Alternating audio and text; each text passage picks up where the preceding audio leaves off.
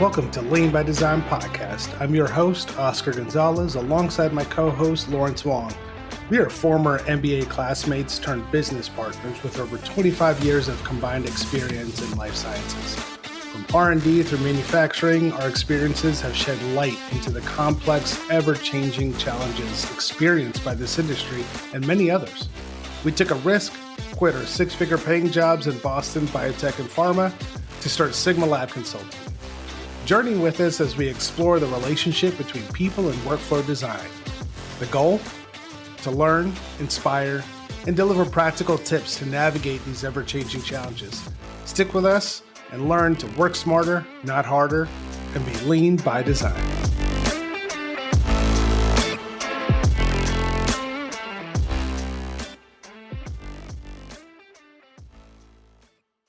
Here we are. This will be, we're going to take a little break after this episode, but I think we have an important topic today that we don't spend enough time thinking about when we are developing systems within our organizations, when we are bringing in new technology, we're bringing in new ways of working. And this can look like, from the scientific side of like benchling and rippling, and you have other systems that pull out articles, and you have other systems for project management, and you have other systems to manage legal, other systems to manage drug dispensation and clinical trials. There's a lot. There's a lot of software that's available. And when we pull these things in and we fail to connect them or even see how they can be connected, we start to struggle in seeing what is the sum of all that we're doing. What are the gaps that we need support? We're talking about our digital operations and data flow, how information flows from one space into another, how we receive it, how we bring context together to deliver reports to leadership. So a huge, I think in 2026, it's huge for us to think more critically about how we are doing these things in our organizations and within our teams, and the impact of ignoring it or just going on our own sort of adventure to, jump from one system to another. I feel like we've been at such an eye-opening junction here from our early days in pharma, in biotech, to where we are now, where we're integrating AI and we're using agents and bots to help complete tasks, et cetera, that sort of create just another avenue where data can sit. Let's talk about that today. Yeah, I think there's a lot of tools out there now that you can leverage that not only help you analyze the data and make decisions, but it actually sits on top of those applications so that you can actually gather more insight across multiple applications, right? So I think we used to have, even when we started in the industry, certain data types would be siloed and you couldn't move them essentially. And you'd have to maybe download, data from this thing and then put it into a Google Drive or a OneDrive folder. And then SharePoint, whatever it is, and you'd have all these different data types and try to make sense of what it is that you're trying to do. But I think now, like you said, we have all these different terminology and tools that we can use, like a data lake, where you can put different data types in there, and then you can actually pull out of it to create the things that you need to do. But all of those fancy tools they're only good if you're, I guess, like we were saying, digital operations. It's really the data flow and the architecture of how those pathways are created so you can actually do those things. If you don't have that set up, you cannot harness the full capability of all the tools that we have currently. So I think there's... Are you hanging your hat on that just because you have a lot of data does not mean that you can just layer something on top and it'll tell you what's happening? Yeah. If you can't connect it, then how do you make sense of it, right? And I think it's rare in 2026 where you're only making decisions for your team or your business based on one application. The business is so much more complicated these days that, you'd have to look at, especially in the realm of facilities management, we're looking at not only the maintenance data for how you manage specific buildings or pieces of equipment, but you're also looking at the utilization of the equipment itself, right? Every year, companies go through this exercise where they have to allocate funding for purchasing new equipment. And it used to be the case where you would justify, hey, I have a business case, like, I have so-and-so change in the pipeline, and so we need to buy additional equipment to increase our capacity. But where are they coming up with the projections on what the current capacity is, right? If you don't have the data to tell you.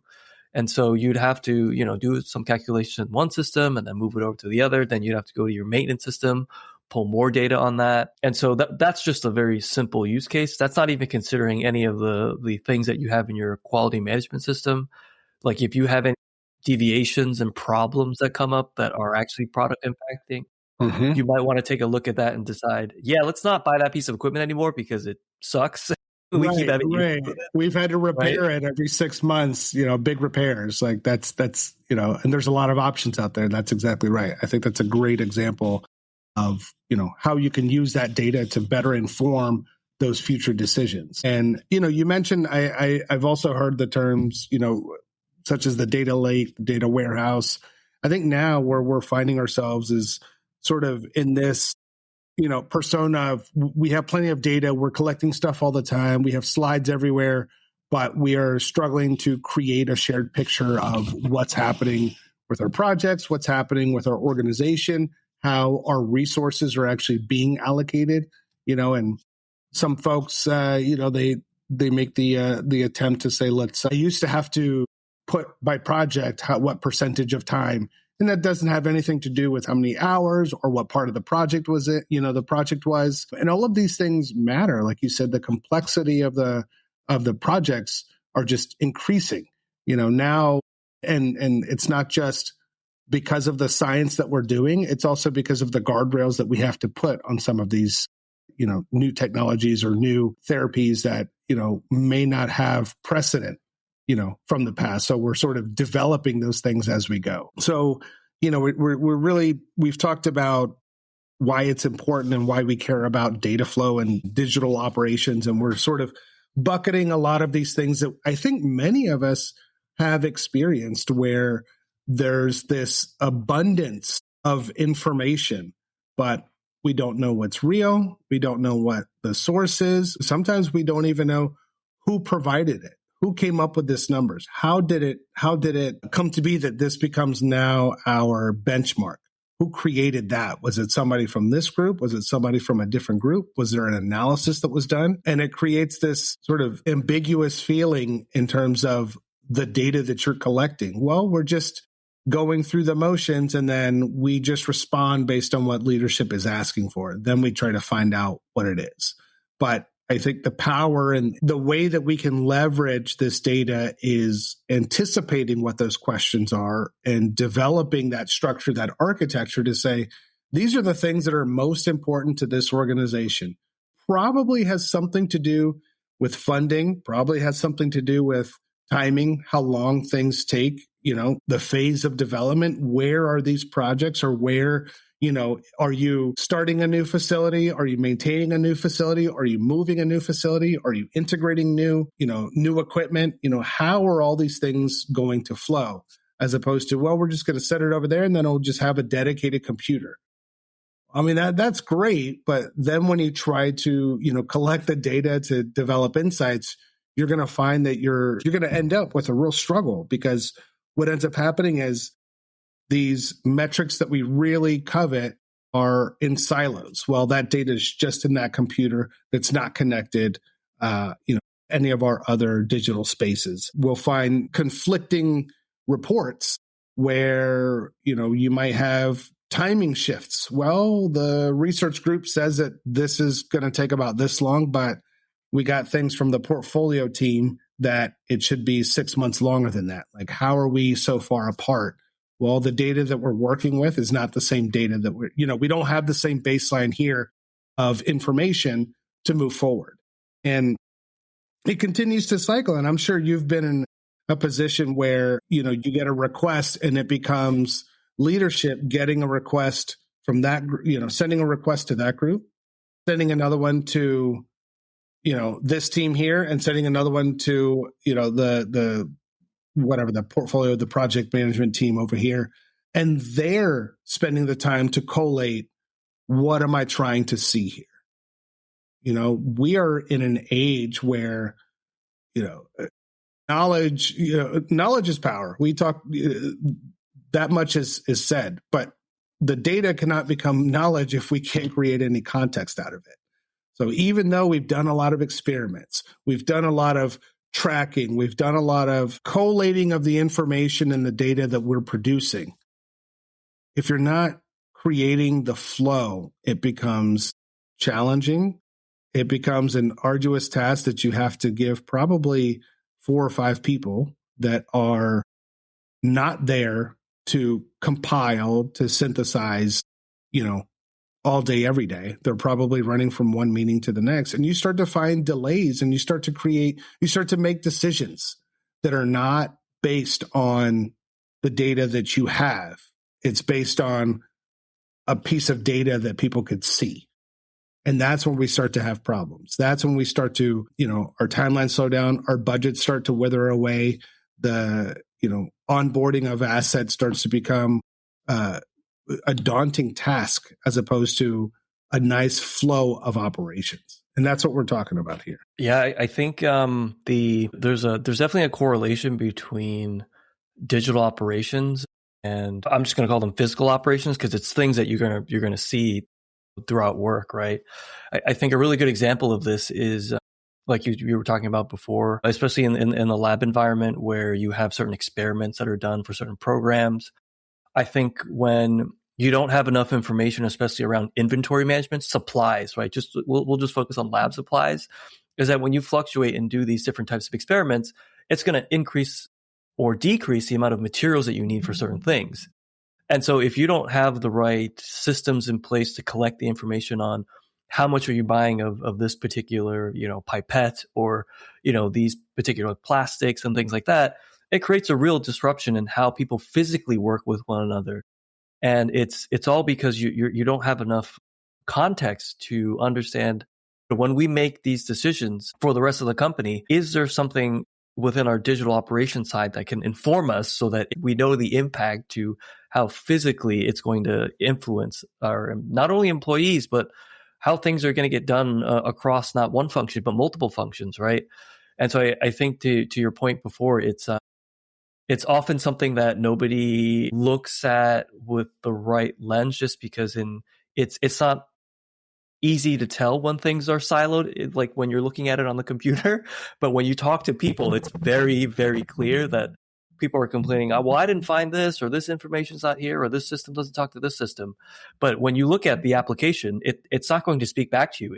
It's when we talk to our coworkers, when we talk to our teams, it's this thing like, where the hell am I going to get this information? Because it's just not here. So back to my previous point, in some cases, we can be a little lazy when trying to point somebody to where this information lives. You might say, oh, go in SharePoint. Have you ever been inside of a SharePoint for a company that's been in business for, 5-10 years? There are thousands of places that you can wander in there and still not even come close. And then your initial understanding of what you were expecting to see doesn't always match up what you end up seeing. So it just becomes this vicious cycle of, great, I spent all this time and it doesn't actually show me anything. So what happens when we don't prioritize responsible digital operations? These are the things that ends up happening where we're searching for data. We can't quite create the context. We may have to transcribe over and over again. Like you said, different systems have different naming, different nomenclature that don't align with how we've presented, whether to leadership, whether into, connecting it across systems. And these are where it's real critical to have that unified data structure, even as things come in. Okay, now that things are coming in, let's make sure that we have some baselines. Here's the projects, here's roles or functions that are responsible for these things so that we can now start to create different views across your portfolio, because that's ultimately what leadership is going to be looking for. Yes, the science is important. Yes, the location that you're at is important. The resources are important, but they cannot be viewed in a bubble. They need to be viewed together to have the right context to make the right decisions. Because you can always come back and say, well, what about the number of people that are on that project? Well, how long did this project take and what were the resource needs for that type of project or for that type of initiative? And, I go back to the frequency that I've seen even in leadership discussions where seemingly questions that we should already have answers to are followed up with, I'll get back to you. I'll need to get back to you. If it's a complex question, absolutely. But there should be a bare minimum to what we can just pull right up because we have the right architecture, we have the right data flow, and the right people managing those systems. Because that's the reality of it too. This is not any one person's responsibility. We talk about it in the biopharma nexus. Part of, these first principles is that we have to own of these shared themes is that we have to own our software. If you are the main user of that software, you should know it more than anybody else at that organization and start reaching across the aisle to understand, hey, who's creating the architecture over there? I want to look at how you guys are naming things so that as we're building things out, we're going to be able to connect it in the future. These are things that unfortunately are not prioritized. It's more of a, let's get it done as fast as we can. But these things are key for us to responsibly transform the operations and our day-to-day in these digital formats successfully. We just have to do them.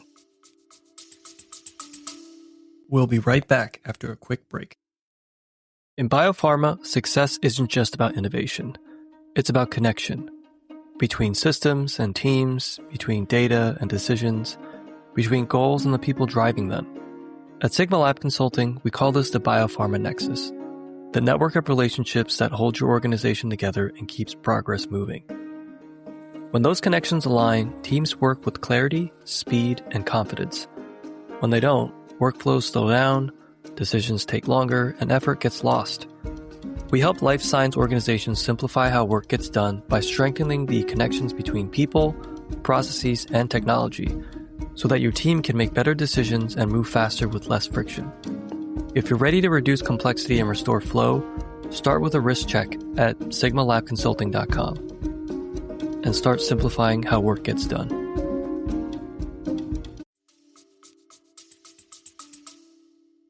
Yeah, I think your point about management asking questions. I'm almost certain that most of the time they're asking the same questions. Where's the timeline? What are the risks? That's how I build most of my dashboards. Let me sit in one of your meetings for about 2 or 3 meetings. Okay, here's the 8 questions that keep coming up. Let's just build things that answer those questions so that we start to get better questions. You nailed it. Absolutely. Yeah, asking the same questions over and over again. But for some reason, when new projects or initiatives come up, we tend to get very creative in certain ways. If there is no standardized process to create these things, is we start to customize them. And then now you get this one-off setup for something and it's not similar to something else. And now the flow used to be flowing into a data lake, but now it's like these different data streams that are just, going in separate directions. And it's hard for anybody to compare apples to apples if things are going to be moving that way. And how do you approach that when you come from the outside?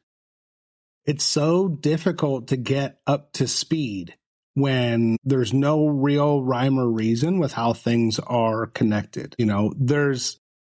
I recently, I think maybe earlier today, I scheduled a post, but it was on this idea that we need to get comfortable sort of building and archiving, pinning and unpinning, favoriting and unfavoriting. Like to make our work appeal more to us. Like, it's okay to build some of these systems and then fold them away as the business evolves. I think we find ourselves now in a place where we're always trying to, like, can we just stay with something for a long time to get really good at it? In some cases, yes. But if your company is growing and expanding into areas that you can't foresee, you have to expect that the system that you're building might change, but that architecture can very much stay the same. And that's how you build resilient systems. You build them based on an architecture, because no matter what you're doing, or no matter what system you're migrating to, you still want the information to tell you the story that you've been trying to come up with, and instead of looking at, having, 7, 8, 9, 10 PowerPoint slides open, and you're now trying to take little pieces from all of them so that you can craft a story.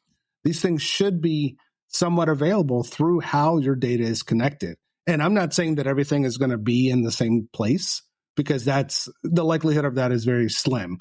Some things are more text heavy, some things are more data heavy with mainly integers. Some things may be contextual, like a CRM. This is the conversation I had and it feels like this, and we should come up, with another conversation. So data is going to look differently. I'm not saying these things should all live in the same place, but I think as your organization moves and matures, you have to think that your systems may do that as well.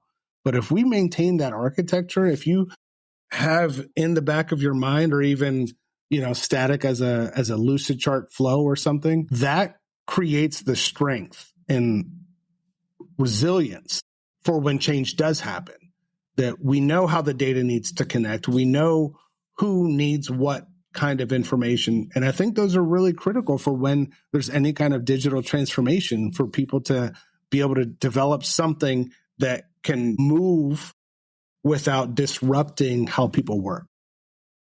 Yeah, I think there's a few different ways to look at it, and the way that I prefer to look at it, especially for things that these larger companies use, is you look at the application and you have to understand like what the different end users are engaging with, right, on the particular platform or application, and how does this impact their work day to day. I think a really good example is looking at like what we would call a computerized maintenance management system. So this is where you have all your records for your equipment, your work orders. Some of it will have inventory, so your parts that you need for certain work orders, right? So for your technician, it'll be really helpful to know, what is it that I have to do today? What's coming in the week, so I can, create my schedule and come up with a plan for how I'm going to do all these things throughout the week. I think another stakeholder that would be a part of that would be if you have a QA group that has to review certain changes that impact quality impacting systems. You would want to have a setup where they can quickly go in there and view what it is that they need to review and approve, so that certain changes can be made. And there's, understanding how the data is input into the system allows you to construct the report or the dashboard or the information needed for that end user. And thinking about it from the end user perspective, they don't want to have to go into the application and then click 1,000 different windows to figure out what it is that they need to do. Right. I think they would, for their job, they want to know, these are the things that the top 3 things I need to know to get through my day. And I think, one layer above that is going to be your management layer, right? Where they're looking at, okay, there were X number of work orders that were scheduled for the month. Are we on track? Are we not? And so they might go, hey, it looks like we're struggling a little bit. So let's deploy some more resources to help out this particular team in resolving those work orders. Or it might be, hey, it looks like QA is backlog. Let's figure out how we can help them prioritize the list so that they can go through the most critical changes first, and then the other ones can kind of go on the back burner. But looking at the application and how the different end users engage with it, I think is really important.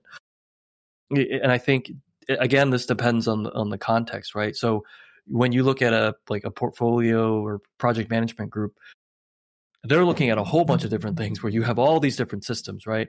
And so chances are they're probably not pulling 100% of all the different data points that you have in all these systems, but there's probably select things that they need in order to report back and for them to make decisions, right? So that's coming at it from a different lens where you're looking at your role and then pulling from multiple data sources versus the initial example where you're an end user, but you're pulling multiple data sources from the same application. And so these things can get really complicated, convoluted, whatever you want to say, but it's good to have that mapping out so that you can configure the application, the data flow, so that it matches the need for what their job or role is. I love that. I have here written, when we talk about what some of these primary risk factors are, you can end up with fragmented data structures when you don't take the approach that you're talking about. And what does that mean? I think we've heard it a lot. We're building it as we go. I understand that from, the standpoint of building a new group or, starting a new arm of the organization, or even just starting up a new organization. But I think what it sort of becomes this like badge of honor that like, oh yeah, we keep working and, we don't know how to prioritize anything. We're just going to keep on moving through. And we have to ask ourselves, like, is that really the best way for us to move this giant ship that we're trying to, which is the organization, all of its assets, all of its people, into that successful next stage? We're not taking a pause to ask ourselves, what are those things that we need to have happen in the future? What's the data or the information that is going to influence that at these various stages so that we can start to at least conceptually understand how these things need to be linked so that we can make those better decisions. And what do I mean by better decisions? More informed decisions, as opposed to taking one or two data points and the comments from a person and say, okay, we're going to go in that direction. We actually have data to back up why we're making the decisions that we're making, that are the best at that point in time for the organization. So, we've seen where there's no single source of truth, and that sort of becomes this like wild, wild west. You're struggling to know more. So it's just this constant reconciliation of how else can I frame this? How else can I get the information to tell me more about what I'm looking at? When you don't have this very thoughtfully put together, you start to increase that risk where you're making decisions that are misinformed because you may have a data point that is pointing you to choose, the red pill, but you have two other data sets that are telling you, no, this is definitely the green pill, but you don't know how to access it. You didn't even know that they were relevant to the conversation or to the question you're trying to answer. Points here that I think we feel in the day-to-day, and it becomes this sort of, we're flying the plane. What is it? We're flying the plane. I don't know, something like while we're trying to change the engine at the same time. Yeah. We're driving the train and laying down the tracks. Mm-hmm. But if you don't know where those tracks are supposed to take you, then how do you even know that you're building it in the right direction? Your compass is a little bit broken.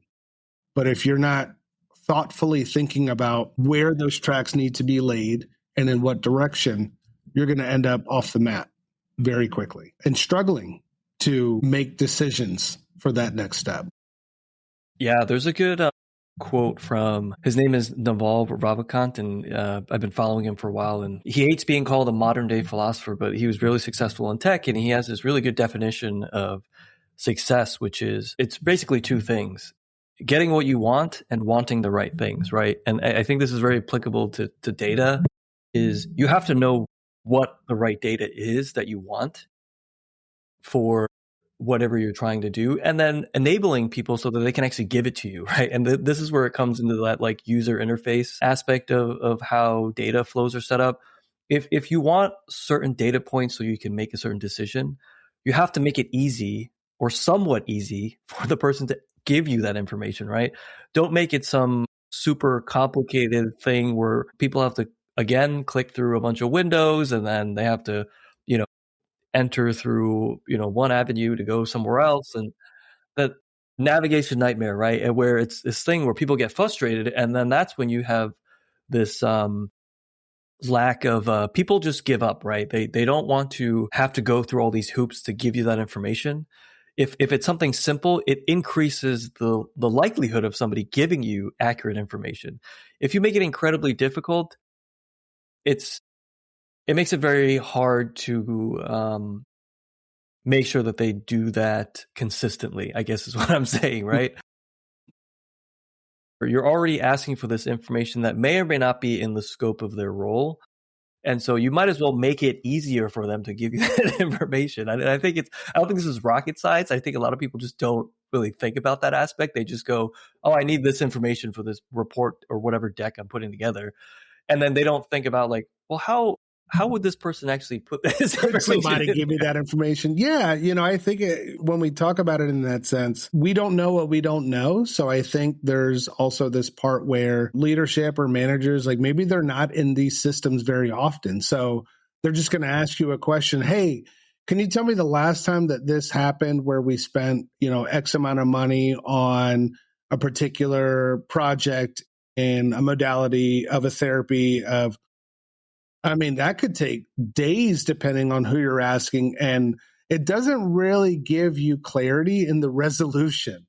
Like, are you looking for one big number? Are you looking for like a trending graph? And either way, if the data is not really positioned to answer a question like that, it is just going to be a manual burden to create that. And even with the use of AI, if your data has different names and located in disparate systems, and you don't have this idea of like a data lake or something that you can sort of query, who knows what kind of information you're going to be getting. So, now again, making decisions on inaccurate information or, falsified context, hallucinated context in other ways. So I've seen it, and it's even now in 2026, it's still present in the workplace, and it does take a person, a lead, a guide, a Sherpa to be constantly thinking about this, because we are making decisions directly from data, not just from the voices of those that gather, not just from how we feel about things. We need data to feel confident that the things that we're deciding on are based or are rooted in some factual information. That's really what this boils down to. So we need to, and as these companies and these projects grow, the data volume goes up and the clarity goes down, especially when you don't consider what that architecture looks like, what the data flow, how your operations digitally are going to be talking to each other. And this is where you feel that, oh, these are growing pains. How long are growing pains supposed to last? And growing pains to me just says we did not think about how this would look as we grew. Yeah. And then you get to the point where if you've amassed a lot of data for, let's say, resource projections, right? This is a very tough thing that a lot of companies deal with, is how many resources do I need to support a particular set of programs, right? And so you go through this exercise of, okay, well, let's look at this particular program, and it has this set of like metadata associated with attributes, right? It might be for this particular modality, and the complexity level was medium, and the amount of that we needed was for however many patients. And so you're relying on people providing you their time of how long they spent on certain things. But then you're not thinking about, okay, when the person's entering the time, what does half an hour mean, or what does 1 hour actually mean here if they're working on something that impacts multiple programs? Like, how do I actually build that into my resource model? And I think it's important, like you said, right, designing the architecture of the data flow so that we understand from the moment that we allow people to enter things in, this is what this means.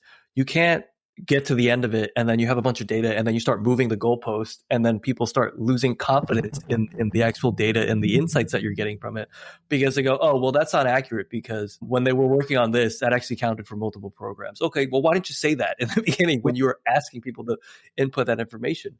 Because now you're having to make these pretty risky decisions on, do I need 5 scientists or do I need 50? I don't know, because the information that you provided me on these couple of assets are telling me this thing, and then something is telling me something else. And that's a situation where you're looking to increase capacity, right? If you go the other way around, and now it's saying, and actually based on, the change in the pipeline, we actually need less people in your department. And now they go, oh no, the model is actually really accurate. I think I think we actually need that many people, right? Because people don't want to lose headcount. They don't want to lose budgets. They want to have more. They want to save. They want to protect what was allocated to them initially. Absolutely. Right. It's funny how the data tries to change meaning when it impacts the headcount. Long ago, I was in a situation where this became new at the organization, and we started getting a lot of people that said, what if we work more than 40 hours? And the goal here was percentage.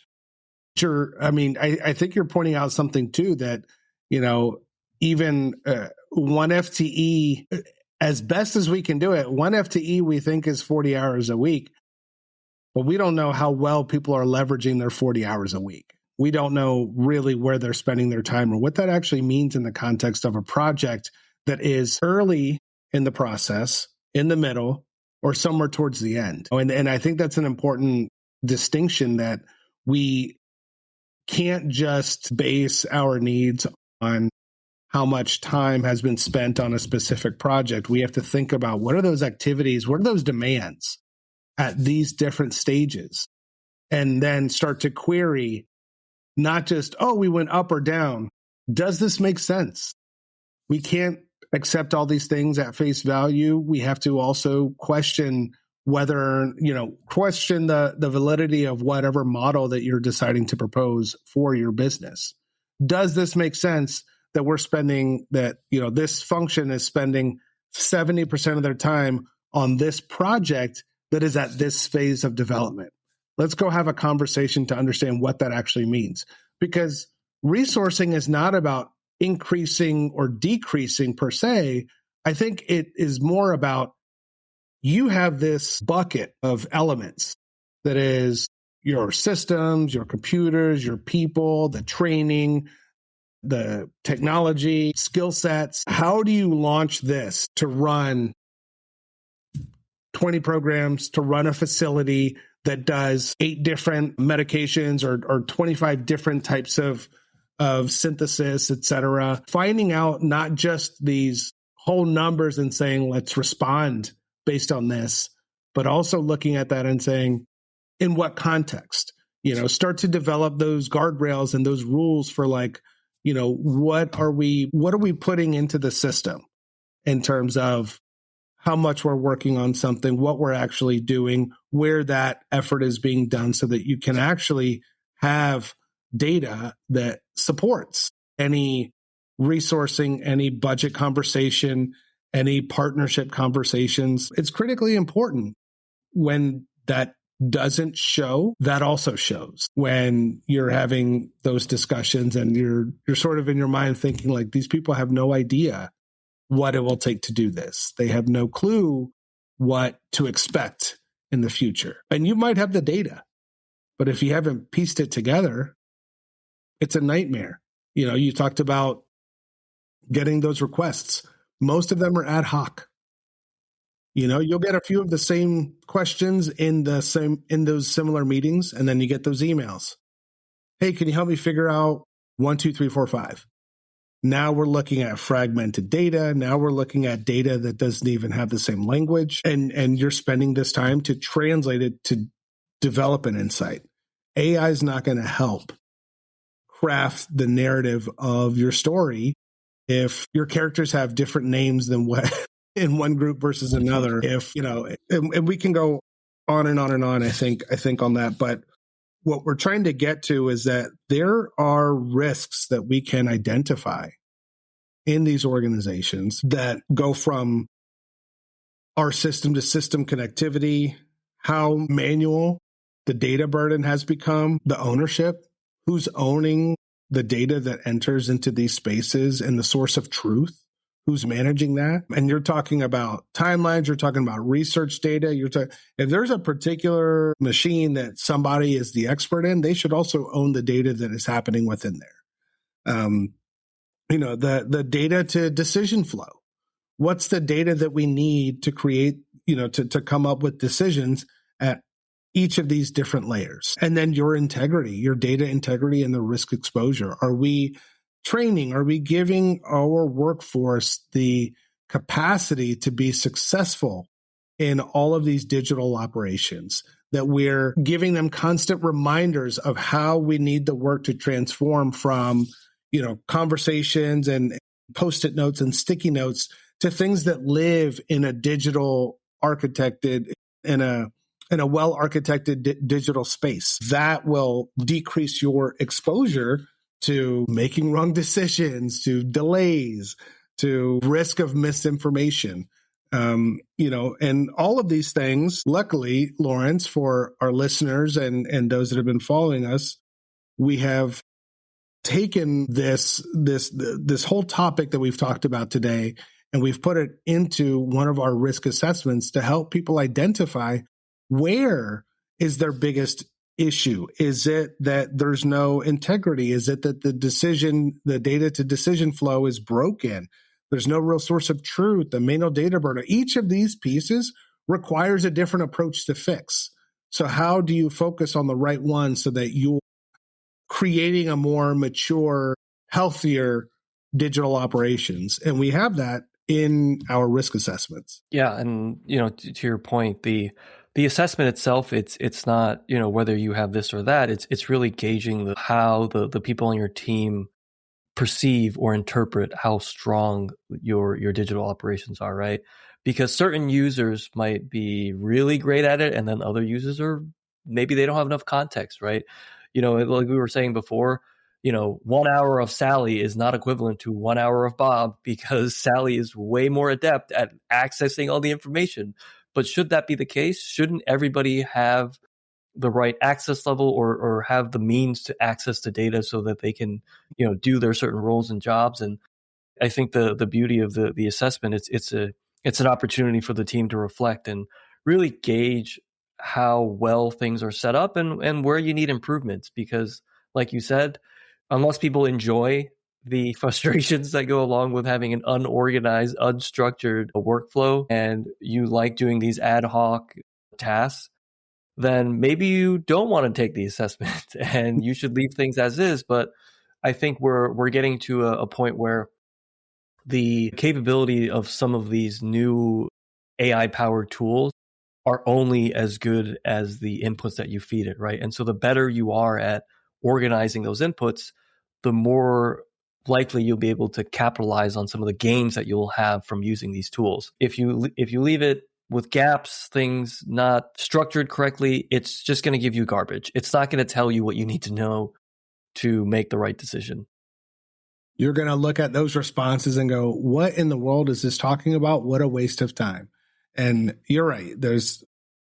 I think we've heard it 1,000 times, garbage in, garbage out. And it's very true in a lot of scenarios. And I think we've positioned something that is asking the questions that we sometimes fail to ask internally. And we've packaged it in a place for us to understand, what does it feel like on your team? Are we all, I liken the things that we're talking about now to being on a sports team. Your assessment is that tryout. Okay, we have a couple of different levels of athleticism in any work that you're doing. And it's not just that the senior directors are stronger than the people that are associate managers. That's not necessarily the case. Sometimes it's experience, seniority, et cetera. But if you're thinking in the context, again, of like a team, hey, let's get these guys over here. I want them to work on, if I can take some baseball terms, I want them to work on some fly balls. I want these guys to do, sprints, because these are the guys we're going to get to steal bases. These are the ones that we're going to get, our pitchers. Let's get our pitchers warming up over there. Let's get some infielders because we want to do some strategy on the infield of how they're going to work together. And this is a little bit of how we need to work with our teams too, is recognize the strengths and the weaknesses, in the context of how our data is organized, and make sure that we are giving the opportunity to lift those people up and enhance their capabilities so that when they're delivering their technical role on that project, it is consistent with how the rest of your team is also delivering on their projects. Very important, very important. And I hope that everyone takes some time to think about, what does it feel like? What does it feel like at your organization? Is the data accessible? Are you constantly searching, where do these things exist? Are you pulling things out that you thought were sources of truth, and then you come to find out that they were drafts that were never continued, that were, builds that happen in Monday, in Trello, in Smartsheet, in Notion that just stopped? Has a lot of data, but everything stopped because the people that were inputting the data decided to go somewhere else. But you didn't know that. Why would you have that context? Are these the things that you're feeling? These assessments look to elucidate where those challenges are. Yeah, I think a good question to ask for anybody is the flow of information across your company or your team enabling some of the dysfunction across multiple departments. Let's say that again. Is it enabling the dysfunction? I think a lot of us will say, yes, it is definitely adding to that dysfunction. But ask yourselves that.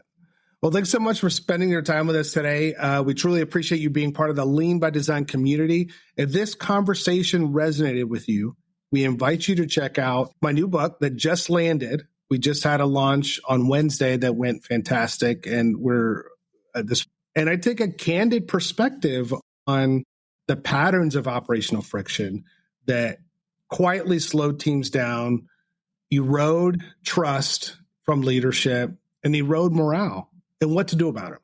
How do we approach these things so that we can create an organization that has that data operational structure, that has that flow, that has that system level thinking? And if you're ready to take the next step, we invite you to explore our operational risk assessments these are hybrid engagements where you'll actually work directly with Lawrence and I to identify, prioritize, and then be able to clearly communicate the friction points in your organization so that you can move forward with confidence and alignment. So don't forget to follow us on Instagram at SciGuy_insights. That's my braided page. And you can now watch our podcast on YouTube at Lean by Design Podcast. You can watch the whole episode. Me and Lawrence are blunders, probably, that Lawrence will stick into there to show people that we are real people and we mess up, but we keep on going and we make adjustments. And we are just very fortunate and feel blessed that you guys are taking this journey with us. All the links are in the show notes. And we're going to take a little hiatus. Lawrence, a lot of big things have been happening outside of the book. So I will be moving. I will be welcoming a new addition to our family. So a lot of things that are happening, and we will miss out on being able to give some more insights to our listeners, but we'll definitely be coming back a little bit in the springtime as soon as the 6-foot tall piles of snow start to melt. Thanks, Lawrence. All right, bye. Thanks for listening. Don't forget to leave us a review, like, and share on Spotify, Apple, and Google Podcasts, or wherever you get your podcasts. And if you're interested in being on the show or becoming a sponsor, send us a message at leanbydesign@sigmalabconsulting.com.